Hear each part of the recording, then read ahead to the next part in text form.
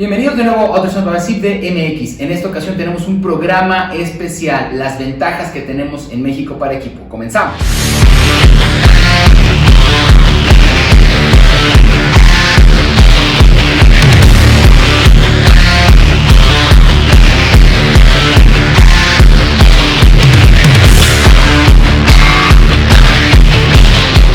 Moving on weapons, starting with pistols, we do have some restrictions, very important, which in anything up to 380, 9mm, 38 Super, whatever, it's a federal crime, so it's very complicated. You need to stick to 380 or less, so that is nothing that you can use to, what the good thing is, suppressors didn't appear in the law. I mean, there is some communications that says, hey, this is forbidden, because maybe can use with bad, but it's not in the Supreme Court, not on the law. You can read law back and forth, and there is 100% legal. So suppressors didn't need like a tax stamp, right? And one of the things, I guess, if I understand it correctly, the states here have no individual power to. It's all federal.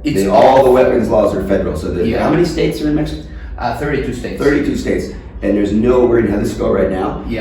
There's no individual state rules, unlike the US. So exactly. it's federal law, and there is no law explicitly mentioning suppressors, silencers, any of that. So but you have these, like everywhere, a little bit of the discretion. And the military really regulates, they control the paperwork and the registrations.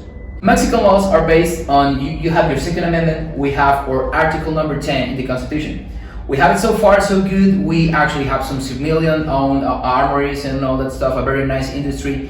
But in the beginning of the 70s, what happened was that the law changed. So from that article number 10 of the Constitution of Mexico, that somebody created a law, which is the federal law of weapons and explosives, right? Which is currently today is not a change, not major change since the 70s.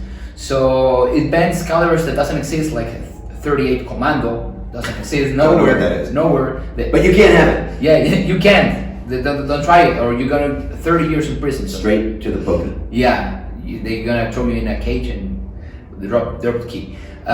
So there's no major changes since that. So the law is federal, and you need some permits, and you have one thing is registration, which allows you to have your gun in your home, just that, right? Or carry in your vehicle up to 200 rounds if it's center-fire weapon, if it's rim-fire, 500 rounds, and if it's a shotgun, 1,000 rounds, right?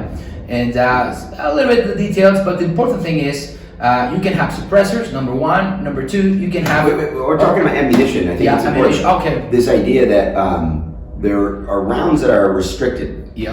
One of the rounds that's restricted is 7.62 by 51. But 308 Winchester, you have it. No problem. So no problem. It really comes down to sometimes the technicality of how an individual gun is marked. Whether when you take it to the military base and say, hey, I'm here to register my gun. If it says 308 Winchester, no problem. If it says 7.62 by 51, hey, you better get rid of that. No, or they'll confiscate it or something. Right? Or you can go at that place. They're gonna present you to the attorney. So because you're having some problems, which is federal-based problems. So how is marked? 300 blackout, it's legal, or major manufacturer of ammunition, Aguila or Aguila, as somebody called in the U.S., makes those cartridges and sell them and whatever. And it's 7.62 by 35. Some magazines actually are marked as 7.62 by 35. But if it's marked 300 blackout, it's cool. Yeah, if it's 300 blackout, it's cool. And then capacity is important, especially because they use these wee little 380s, right? So capacity is important because the Glock 25 is 20 rounds? Usually 15. 15 rounds. So the 60? Yeah, 60. No issue. Esta historia continuará.